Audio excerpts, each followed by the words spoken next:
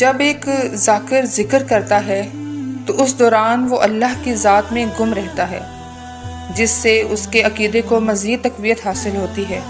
یہ ممکن ہی نہیں کہ ہم اللہ سے نزدیک ہوں اور ہمارے اعمال و افعال میں مثبت تبدیلیاں نہ آئیں اور اخلاق بہترین نہ ہوں۔ بہترین اخلاق اللہ تعالیٰ کی سب سے زیادہ پسندیدہ وصف ہے۔ جان عالم صلی اللہ علیہ وآلہ وسلم کی زندگی ہمارے لیے بہترین نمونہ ہے۔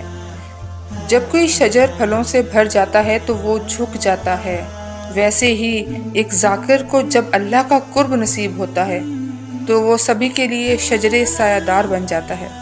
جس طرح کوئی ڈاکٹر بیماری کے علاج میں کچھ چیزوں سے پرہیز بتاتا ہے، اسی طرح ایک ذاکر کو اپنے اعمال و اخلاق کو بہترین بنانے کے ساتھ ساتھ گندی اور بری عادتوں سے دوری اختیار کرنی چاہیے۔